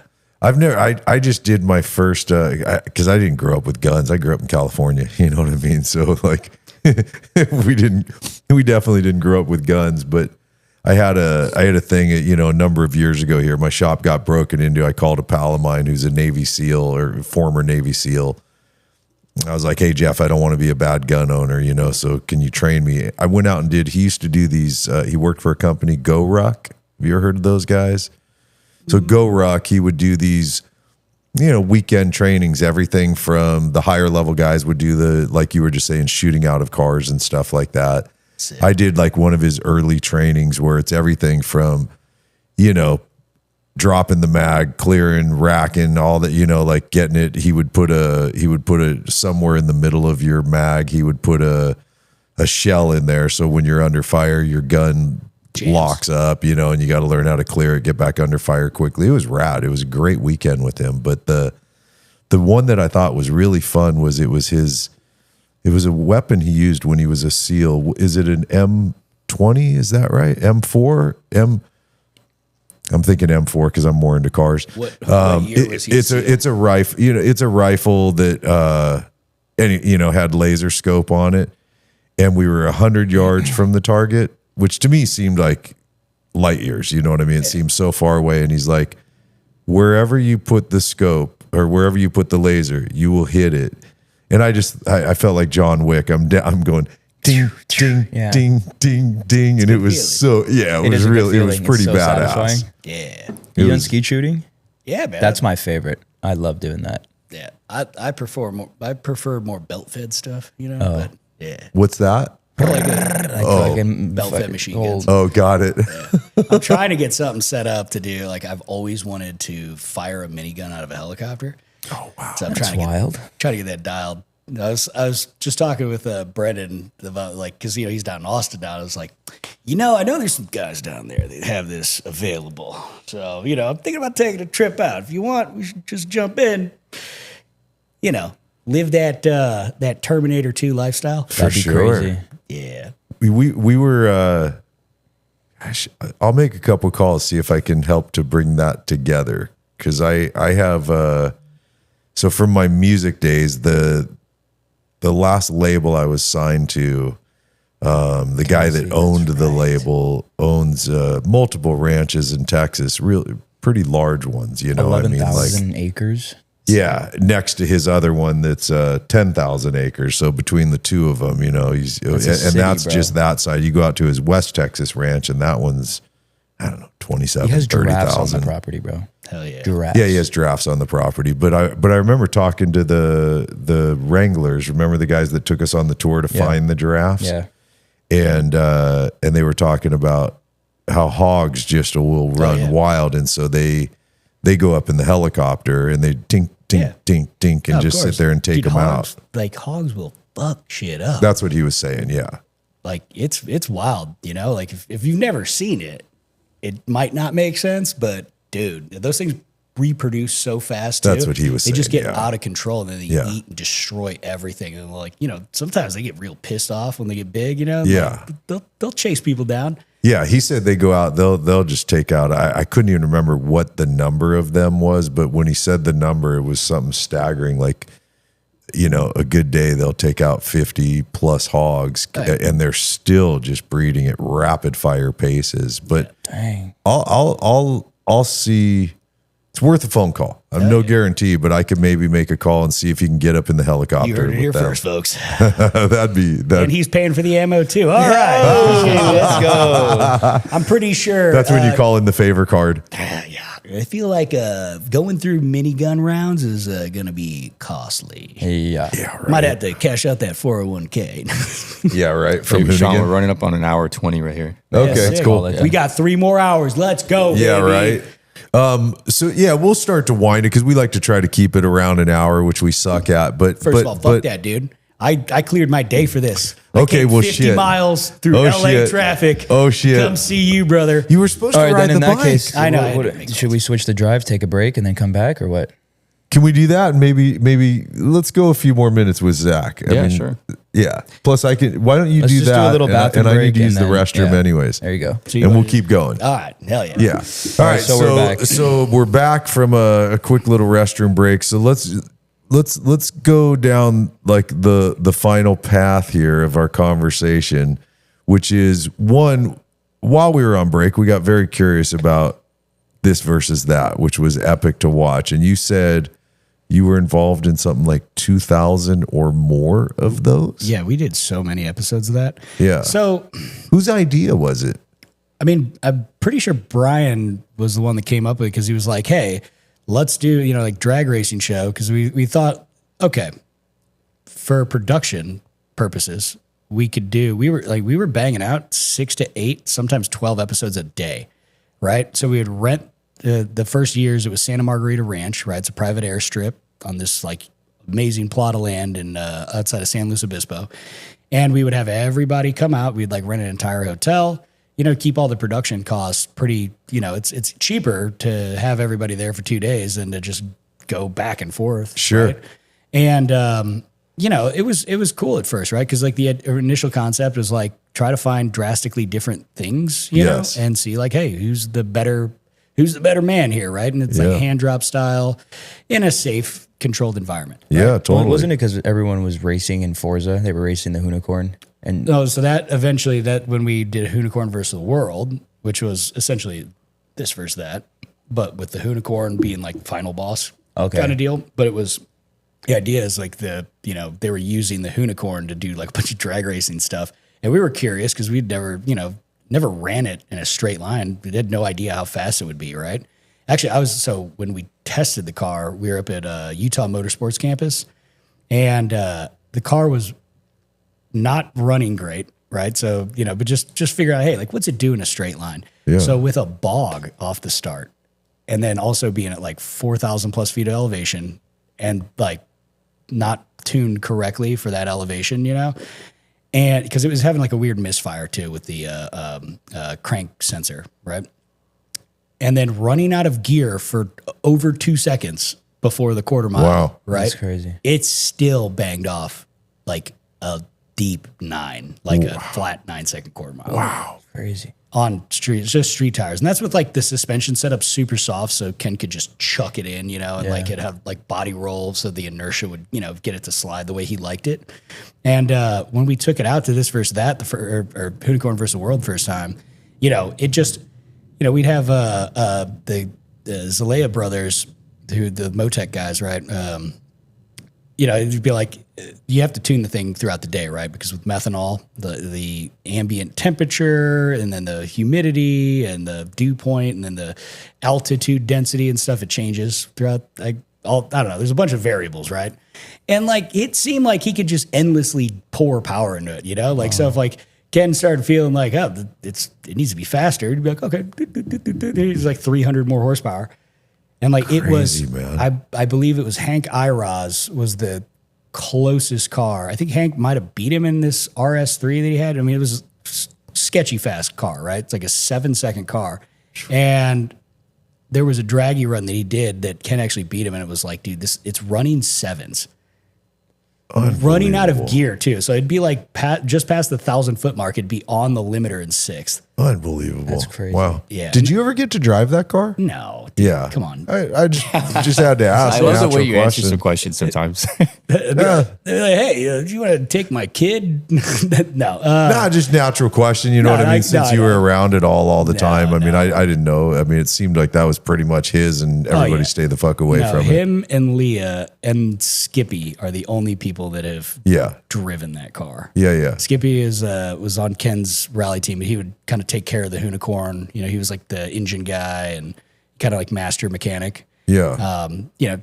Awesome dude from New Zealand, lives in Vegas. He's helped me out a bunch on my K5. Shout out to Skippy. Yeah. But yeah, man, that thing is savage. But it was a great functioning vehicle. Yeah. Yeah. Well, the idea that if it's running into deep 9s and it needs all the different things you just said, I mean, you're talking about set up properly for that setting. It's a 7-second car, which is absurd fast. Yeah, if it had like a little wider gearing and stickier tires. Yeah. Right. Well, the problem we ran into with when Leah was doing it, so Hoonicorn versus World 2, that's Leah driving. Yeah. We then switched over. Some of the races ran like an R888, like the DOT drag radial, and on the front, when it would actually hook really hard, it would tend to blow out the front prop shaft. So like the front drive, there's 3 drive shafts to get to the front from the transfer case or the center diff, right? And like, cause it had to jive. So it was one forward and then there's a carrier bearing, then it basically like a 45-degree angle drive shaft and then another carrier bearing and then another one went straight into the front diff because it was like offset. Because obviously it was crazy close to the front of the engine and it had to be offset just to even fit the motor down. Wow. And the motors moved pretty far back, but just to try to make that all work in that standard Mustang wheelbase, which is not very much. Yeah. Yeah. That crazy thing partied though. Yeah. I would love to see Vicious versus the Hoonicorn. That would be legendary. I think the That'd be Hoonigan wild. would win for sure, but it'd still be a fun because everyone mixes those two cars up. Well, and right away, I would have to. I mean, as fast as Chris's car is vicious, Hoonigan instantly has the advantage of being an all-wheel drive car. Yeah. So right there, That front bite really helps. People would Yes, still it does. watch though. That would be a legendary race. one of my favorite cars we had on loan for a year was an R35 GTR. And that was an exceptional car to drive just because it was the first time I'd ever driven an all-wheel drive car. I was like, holy shit, this little 500 horsepower car really gets up and moves quickly. Yeah, all-wheel drive is sick. That was a fun one. So you do over 2,000 of I those. feel like it's got to be banging on the door of 2,000. I mean, That's crazy, man. the problem was with this versus that is, we had become, the company needed to bring in money, right? So now we're owned by Wheel Pros, and there's, basically this demand for, okay, we need to bring in sponsorship. The easiest thing to get sponsored was this versus that. It had all the numbers. It was a simple format for suits to understand. Somebody could look at it on a spreadsheet and be like, okay, this makes sense. And so Vinny and I would be, Vinny and I did business development, right? I didn't even get to that point when you were asking me about other stuff that I did at Hoonigan. So like the last years, I was doing biz dev with Vinny, that was also on the channel, right? And, we'd sell into that. And we wouldn't even do this versus that without, we'd first get like the first sponsor would be like, if we had at least 250K, we know we could start scheduling it. And then we just keep selling into it, but like some of those, like even like Hoonigan versus the World is in the millions, Wow. But it was easy for that, right? But then something happened where they basically, this upper brass at Wheel Pros was like, well, this makes sense on paper. You need to just keep doing this. And like we constantly fought. And I know like Brian was like, there's no fucking way you can keep doing this. You're going to just exhaust the audience, right? It's the same shit over and over and over again. You can't just like beat a dead horse. Yeah. So, but they stuck with it. And, because it still brought in money and obviously kept, you got to keep the lights on, I guess. Yeah. But that got very boring for, I think, a lot of us, like you'd be out there, again, you're going to do 8 episodes in a day. And it's just like, you get there at 5 a.m., you got your first wardrobe, you do the show, then change wardrobe and you go right back into the next one. And you could tell in some of those episodes that people are just like Drained out. Just bored at that point. Yeah. Yeah, unless there was something just so sketchy, Yeah. Those were fun. Yeah. But, it would get to the point like, all right, what do you got? And I'm like, okay, cool. Yeah. Yeah. Yep. No, I that makes total sense. I mean, doing that many in one day, that Out in the sun, too, repeating the format over and over and over. Sure. Yeah, and like the old days when we would do, builds, right? You get the camaraderie, everybody like talking shit, helping each other out, all working for a common cause, or like daily transmission where it's basically like, okay, somebody's going to come here to do dumb stuff. Let's scumbag them into basically destroying their car. Yeah. And it was fun. It was camaraderie, right? Or we go on trips, like going to Mexico, all the Baja updates and stuff, like that was fun, Yeah. Not the most pleasant trips sometimes because it'd take like, I don't know, 10,000 more hours than it needed to, but it was a good time. Lots of fun. Sure. It was good camaraderie. Yeah. When this versus that kept rolling on, it was just, you saw the camaraderie start to break. Cause it's like being in a band touring, right? Playing the same fucking songs every night. You know how it is, right? You just like, everybody's like, all right, we're just here to Here we just go. do the job. And then Here we go. Yep. Oh yeah. And then also working at the actual jobs and then having to go leave for a day or two to go shoot this versus that. Well, it's like, okay, well now this is taking me away from the shit that I actually have to do. So this is now putting everything else behind. Yeah. You Yeah. got to be there to be on camera and, fulfill that role. Right. It became kind of a thorn in everybody's side. Yeah. Yeah. I get it. Yeah. I mean, I can only imagine the massive change going from a creative bunch of people with no corporate structures whatsoever. Corporate structure is great at taking something great and turning it to not great because you have corporate fucking structures, not knocking it. It's necessary in a lot of areas. It just has a great tendency to kill creativity. Yeah. But, You know, hey, like I said, some of those people are no longer there and it seems like they want to like turn the ship around. So, and support other cool stuff, Yeah. So that's cool. Yeah. No, I love the idea that I think it's neat that you guys are coming full circle this year at SEMA to be back with, working with those guys. I mean, I think that's cool and it's a perfect pairing given their name, what you've built with Burnout Wars, Zach's built with, you know, it's I think it's super cool that you guys are bringing it back around like that is neat. You know, I'm looking forward to. I mean, I'll be at SEMA, so I'm looking forward to seeing it. Better be there, bro. Man, if Oh, we thought come on. SEMA last year was crazy. Come on, I can't wait. I can't wait to see what you guys do, man. Yeah. All right, so let's bring it all the way forward to where you're at now. You got your own channel going. Had what are you? Couple years of doing it now? Yeah, started in 2024. I guess just over a year. Okay. Right. Yeah. So a year and a couple months, maybe 6 months. It's crazy how fast you've grown. I mean, it's not crazy given that you know people know who the fuck Mr. Zachary is, but it's very cool that you've. I mean, I think of our first year. In our first year, we got to a little over 10,000 subs. It took us a couple years to hit the 100,000 mark. You're well over 100,000 with Yeah, but I mean, I just had a good year. springboard, you know. For sure. There's a lot of, you know, a For lot sure. of carryover from Hoonigan, which For is sure. awesome. Yeah. And it's cool to actually like it's cool to it's cool. It's fun to do, right? Yeah. But it's cool to get those little moments of interactions with people. Like now I'm old enough to the point or been doing it long enough to where I keep getting the like, I grew up watching you. That's Yeah. why I got into square bodies and I'm like, God damn, what? Like how That's how cool to old are hear, you? right? It's cool. It also makes me feel kind of old, but you know. But it's fun though, man. That's is, cool. man. I mean, it's cool. Like, I think that the most important thing is like, can we continue to, if I can inspire one kid to, Yep. you know, go out and turn a wrench and just try some stuff. Cause you know, everything isn't for everybody, right?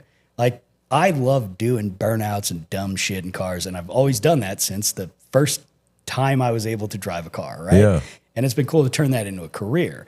When there's a lot of other stuff that maybe I could have done, but it wouldn't have been satisfying and fulfilling, right? And it's cool to see that there are people attempting it because they see that it's possible through whatever the hell I'm doing. Yeah, man. Or anybody's doing. Yep. And it's cool to be a part of that. And I Yeah. feel like it's a neat little give back to the Yeah. community, if you will. Like I always look at it like I grew up watching Stacey David, right? Be it like, I'm just going to restore a car in 30 minutes. You know what I mean? Like do an incredible job. But like, it made me like think like I could probably try that. Yep. Now it's a lot harder. Stacy's pretty damn good at what he does. Yeah. I love that you say that though, dude. I love the timing of it is why I like it is this morning. Some of my greatest thinking happens when I'm in the shower because you're not doing much else, right? I mean, I don't have to put a lot of thought into washing the things that need to be washed. And so I think a lot, you know, and one of my thoughts this morning was, I really did though. I thought about it this morning in the shower. I went, you know, what the fuck is the purpose of our YouTube channel?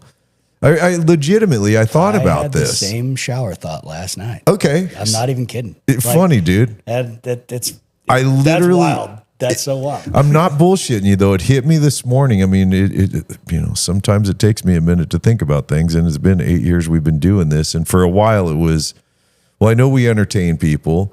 Sometimes we give out some really good information, you know, and there's all these things, but ultimately I was going, what the fuck are we doing this for? And the thought was, because that kid yesterday being over here, then I think about that kid that does our thumbnails, Austin, right? And I've heard from a handful of people of how we've inspired them to want to go do this. Mm-hmm. And that was what hit me this morning when I had that thought of what the fuck is the purpose of this, was ultimately it is to try to inspire some guy or some girl out there to think, I could do that. Cool. Yes, you can. You're right. Because we've figured it out. So you can too. It just hit me, dude, when you said that about that you're ultimately wanting to inspire someone to go turn a wrench and build something. Because you've made an entire channel about building shit, driving it, breaking it, and doing it again. Yeah. You know, it's funny. I had this conversation with so I literally had the same shower thought, like I said. I love that, man. And that stemmed from a conversation I had with my co-host of Burnout Wars, Corey Hosford, right? So ex-Formula Drift dude, you know, pro, Yeah. just awesome motherfucker in general, right? Real Yeah. smart dude. But he was like, you know, he's like, you should do, because he sees some of the bad shit, right? Where I'm like pissed off. You know, like it's not working, you know, and then I'm having to like just do other things to make money to support the channel and stuff and just keep the wheels turning. Sure. But he's like, you know what? He's like, you should figure out a way that you can take and do the content you want to do and not give a fuck about like if you're going to make good views, but just like make the stuff that you want to make that you're proud of. Because at the end of the day, you know, it's kind of like a photo album, or it's like a legacy thing, right? It's like something that your family or kids can like actually get, because it'll live forever as long as there's an internet, I guess, unless we have like some crazy, you know, nuclear war or the earth blows up or whatever. But you know, it was thinking about it from that perspective. I was like, shit, you know, like what are we doing here, right? And it's like, it should be fun. And the channels that I love the most, and I like, are always the ones that are like, who gives a fuck? And that's why Hoonigan was awesome in the beginning. Or the first like couple of years that I was there, it was so sick because it was just like, we're going to do whatever the fuck we want. And it's going to be reckless and it's going to be fun, you know? And like, we still cared and we tried to continuously get better, but we didn't necessarily have to like look at it like a business, right? Yeah. And I think that a lot of times if that starts getting in the way, you know, like, hey, the bills start stacking up, or, you know, like you see the bank account getting a little low, right? Yeah. And then you're like, shit, I'm just trying to put out a video just to keep up with like, so the algorithm doesn't butt fuck me on, you know, the next week, you know what I mean? Yeah. And so trying to apply that, and I was thinking a lot about like, okay, like what is the legacy here, right? And like, why are we doing this? And as we're having this conversation, it's kind of come to me like, you know what? I kind of should lean into that a little more during the episodes, not just make it about entertainment or like, oh, this is what we're doing. Hey, look at me, right? But it's like, hey, listen, I fuck stuff up all the time, right? But you know what? Just keep trying. You guys can do this too. Yeah. Most of you guys are probably a hell of a lot smarter than me, so you figure it out easier. Yeah. Like, here's where I failed, and here's where, you know, maybe you can succeed at it. Right? Yeah. And I think that like, if you're going to start a YouTube channel or anything, if you have that framework built out and you know exactly why you're doing something, and you can always come back to that why, I think you'll have success, because inevitably enough people, you'll find the momentum, and enough people can buy into that and see the vision, see the dream, and you can inspire those people. Yeah, man. Yeah. I think that's where this is, I'm fucking loving this conversation right now, because it makes me think of oftentimes my favorite albums from an artist. I mean, nowadays it's not an album, but I grew up on albums and I still look at it that way. Because when I find an artist that I love, I don't just dig in. I don't go to one song and then jump to another artist. I actually dig in on that artist. Like Stapleton's the guy for me these days, where I really obsess on Stapleton.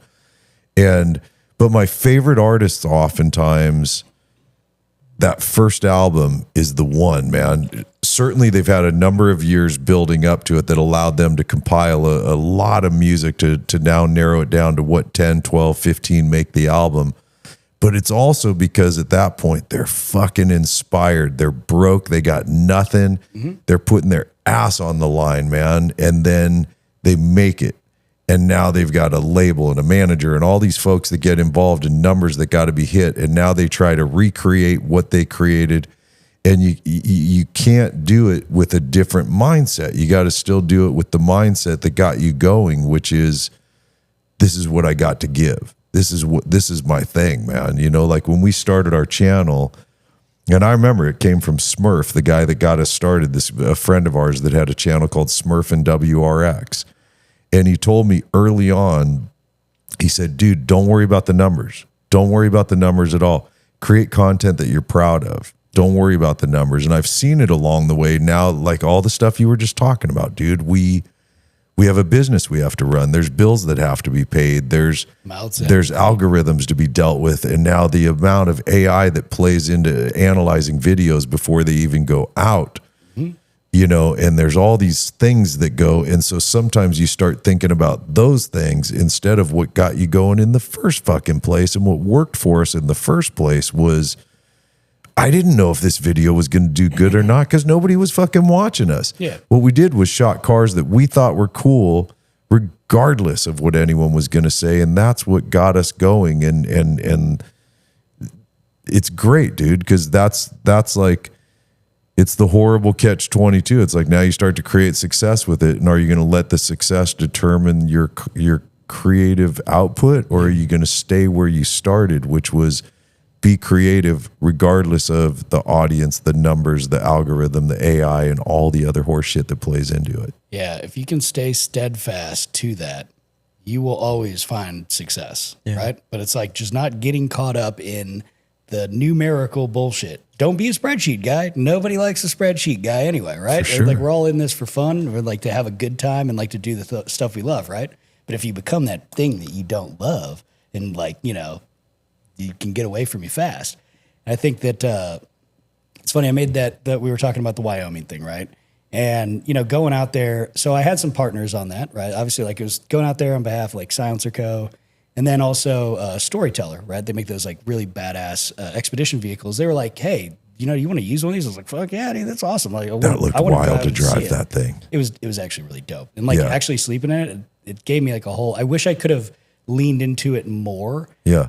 It was just like, I wish I had a camera crew to be able to like, and basically somebody I could bounce ideas off of. How long did you live out of that for? I just had it for like 6 days. And no hotels then? You lived out of it for the 6 days? Yeah, basically. What's funny is we got to the ranch, right? And there's obviously great beds and stuff at that ranch, you know, because, you know, you go out there for like 5 days or whatever. Yeah. Or like 4 days. But I wound up sleeping in the Storyteller the whole time because I was like, it's like you got a badass condo basically, and the bed was awesome. But like I noticed that when I was sleeping out of it, and then like I stopped in the middle of Wyoming somewhere to, you know, break and, you know, sleep for the night. But I noticed like I woke up and I got a ton of work done because there was zero interruption. You know, there's no bullshit. There's no static around me. There's no like electrical signals and shit. It was just like wide open country. And I was like, I was actually able to be way more creative in that. And it actually made me, I was like, fuck, I should just like sell my place and like get one of these. Live out of like, one of those. Just like go out and, you know, every couple weeks, just go out in the middle of the desert and just create live out of that, you know, and just be creative. What is it, satellite or Starlink or something like that? I got a Starlink. So like, I just brought my little like travel Starlink and you know, had that set up and it was good. Yeah. But no, but when I was doing that, you know, I told everybody, I was like, listen, you know, we're obviously doing gun stuff and YouTube is inevitably going to cock block this because, you know, you know, but the cool thing about like Mike that's running Silencer Co. is like, hey, it doesn't matter about the views. He's like, what matters is it dope? Like, is it showcasing the lifestyle in an awesome way that is cool? Because like that will, even if it gets like 5,000 views, right? Those are way more qualified views and way more organic than like if you got 500,000 and, you know, like just, you know, like just bullshit views. Yeah. Right. Yeah. And like, so the people trying to look for that stuff will find it. Obviously it's not going to be fed, right? Cause like, you know, as soon as you show a machine gun or something, you know, like weapons related. There goes recommendations and up next. Yeah, and no browse features. Like it's basically like dead in the water. Sure. Right? I've seen it happen twice on videos of mine. Yeah. Which sucks, especially when you're trying to like have a good showing for a partner, right? Yeah. But like, you know, if you're making cool stuff and you can actually feel good about it, you know, and like if you can pull it off in the end and like it looks good, it will benefit those companies even if it doesn't get like a ton of views, right? And if there's somebody at those companies that is so hell-bent on views, they just don't understand, right? And you could probably get to somebody higher up and have a conversation with them and they'd be like, fuck yeah, this showcases us in a good light. So don't get bummed out on us, what I'm saying. Yeah, Even if you are working partners. No, it's good. This is good though, man, because I think it goes beyond just, I think it goes beyond obviously YouTube, social media is life in general is if you're, it's that concept of living true to yourself, you know, doing, it's like there's only one you know, if you're not doing you all the way and you're trying to mitigate along the way based on what you've seen others have success with, it's really like as you can tell, it's very much on my mind this morning. That fucking shower thought hit me this morning hard, and I just like, you know, it's maybe time, like I'm thinking about it as we're doing this right now, going, hey, maybe it is time to pivot back to the place we started rather than the place we've landed recently, you know. And I'm not suggesting as a team we're not being creative and stuff at all, but it's kind of like, are we being creative in the box or are we outside of the box where we started? Sounds like you guys need to take a group spirit quest. Yeah. Right. Yeah. Time to head to Joshua Tree with some fucking peyote, maybe. You know what? A little blast off does you really good every now and then, Just jump in a sweat lodge. Josh, are you down? Oh, man. Jump in a sweat pond? What'd you say? Sweat lodge. Oh, You never done a sweat lodge? no. Bro. Have you seen Jesus? Let me introduce you, Josh. Way off topic there, but yeah, it's just a good concept anyways. I mean, I think it definitely makes it one where I'm like, okay, boys, time to have a off camera Yeah. creative meeting again, creative brain session and like, let's see where we're at. Let's have a check-in. Hell yeah. By the way, what are your guys' thoughts on spinners? I like spinners. Now, see, you guys are young, so you didn't live through the era. No. I got the very tail end of it. Did you? Yeah. Now, see, you would have been. Let's say you're 60 now, so you would have been my age, basically. That's right. I remember spinners. Yeah, it's a wild concept, and it's coming back. Although what you showed us today is not what my recollection of spinners were. They were really, Gaudy. for me personally, they were bad, dude. They were bad, man. The ones you showed me today on the what's that truck called? Escalade, EXT. The XT. Yes, thank you. Those look good. Yeah, they're not bad. They actually Those fit the look truck really well. They look really good on there. For context, What size are those? 26. 26s. But I mean, they need to be that big for that truck, Yeah. For context, I released a video just before this podcast where we threw some $30,000 24 karat gold plated spinners on a $2,000 clapped You could probably out pull it up. It's live. Yeah, right while now, we're right? talking, Josh, pull it up, please. Yeah. If you want, you can skip forward to the fun section. I don't know what the time code is. I didn't do any of the breakouts. 'Cause, Okay. we were like, to the 11th hour last night trying to get that done. I wanted to get a little bit of sleep. We But have yeah. been gone for far too long. You're going to need to but skip we're forward back. if you want to see Back the on actual your wheels. But it's funny, I actually, Now, look, if you grew up in the early 2000s. This one's I want to see the wheels, man, because what you were showing us earlier, like they look really good. Right about here. I start.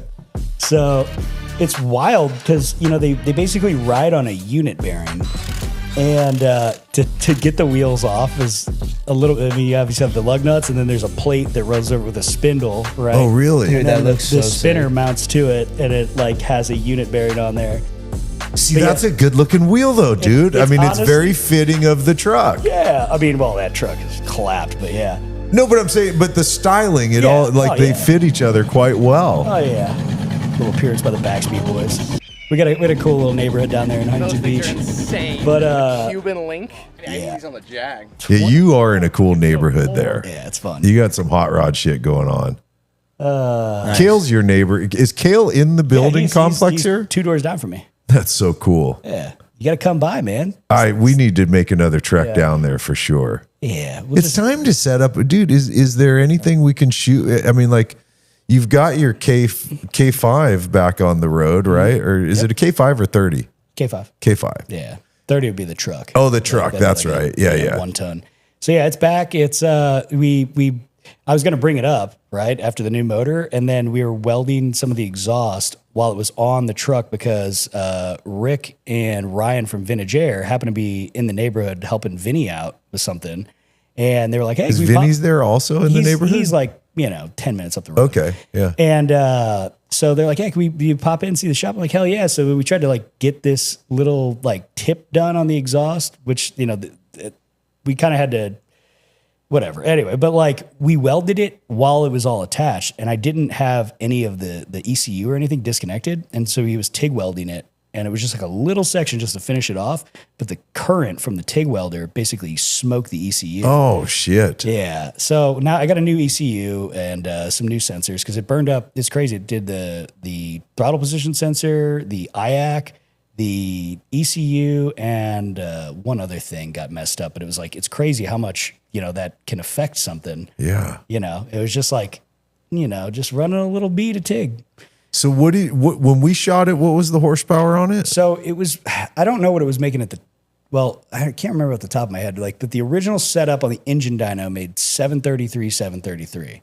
The new setup on the engine dyno did 861 horsepower and like 770 foot-pounds. It's a pretty big increase. Yeah, but it also, the new motor, we wanted to like do a much beefier valve train, and then that spiraled out of control, and we did like way bigger heads because my buddy Jacob at Smetting Performance had designed these new heads that are like 385 cc, like a conventional big block head, but he worked a ton with some guys on port velocity, right? So it moves air in and out of it real quick. And so then we put those heads on. We're like, well, we should probably redesign a cam too, to really take advantage of this. So the new motor will spin over 7,000, right? Wow. For a big block, that's great. That's massive, for, yeah. Not like a solid roller setup, right? Yeah. And it sounds wicked. I'll bet. Yeah. We got to set up another something. We got to figure out something. I'll bring it up here and we'll get it dialed in. But I think the next move for that is definitely putting it on a chassis. Yeah. I had some talks. Oh, okay. We saw some mutual friends up there in Chicago, outside of Chicago. Okay, I know where you were at because that was I just watched that the other day. Is that Grand National not one of the coolest cars you have ever seen? So sick. It's so fucking fast. It's ridiculous fast, right? Yeah. And did you get to drive it? No, it's a customer car. No, I know, but they let me drive it because they know I drive. Well, that's the difference. I drive the way I do. You drive the way you do. They were like, "Fuck Zach, he ain't driving this thing." I mean, look, I get it. I didn't want to ask because I was just like, nah, I don't need that liability in my life. They were cool though. They let me. When we've shot with we're talking about the Roadster shop, you guys. I got to drive Rogan's Cuda, which was Sick Fish. Yes, but it's Sick Fish after Roadster Shop did, which is staggering what they did. Take a perfect car, cut the floors out, put a chassis in, tear apart the engine bay, don't scratch the fucking car. Yeah, staggering what they did, and that car drove so amazing. But that Grand National, So when I'm driving it, obviously I drive the way I do, super mild, respectful to the owner of the car and stuff. It's the first time I've ever grabbed lightning rods, and I just, oh my God, was that the coolest shit ever. All I wanted to do was go up in gear so I could just go back down, Oh, it was so much fun. But then when Jeremy got in the driver's seat to show me what the car was about, holy cow, man. I mean, that was... Did he have it on Kill? Did he have it on 1500? Oh, yeah. They didn't have enough, they didn't have any C85. They had it when I was there. And so even at its lowest setting, like just watching it take off and like when it's like hooking, it's crazy fast. Like, but it's, the wild thing is it's so like, there's no wind noise. There's no like creaky sounds like you typically get in the 80s or older car. And then it's so well planted that like he was like, see, that's the problem. Like once it like the chassis is so good, it's like you just feel like you need way more power, which I get. It makes sense. But it was crazy just how fast it cleared ground. Even for a rear wheel drive car, it like just took off like a fucking rocket, man. And it's not on drag radials or anything. Nope. It was just like on a sticky street tire. No, and the crazy thing is you can drive it like I do, real mild and respectful. And because a lot of times cars with that much horsepower are super unruly, even when you're trying to just be mild in it. It was just a drive it down the car or drive it down the road kind of car, really peaceful, beautiful. That interior is, I mean, the fucking digital platform that they created for that is mind boggling. But then when Jeremy jumped in the seat, there was one pass he did where it started to spin tire at around, we had to be guessing around 80, 90 miles per hour. He looked over at me afterwards. He's like, yeah, that one I had to drive it because he was wheeling it at that point because that car wanted to kill us, Dude, it boogies. I did drive what I don't know, it was like a 68 or 69, maybe a 70 C10. One of their Legends trucks. Yeah, it was on a chassis, like a spec chassis, I guess. Yeah. But like when I was driving it, I couldn't help but feel just angry that I'm driving an old truck that brakes and handles better than my C6 Z06. Yeah. Like more predictable, more precise, more comfortable too. And it's like, it's still an old truck. Yeah. And then also it had like, it had a Wagner motor with a whipple on it. So, it got down, you could stand on it and just blow the tires off from any speed, Yeah. But the refinement that goes into it with the chassis, suspension, the brakes, it was cool to see the level of care that they take to make sure perfection is achieved. Right? Yep. Yeah. And it was crazy to see all the different stages, to see different things in like metalwork, right?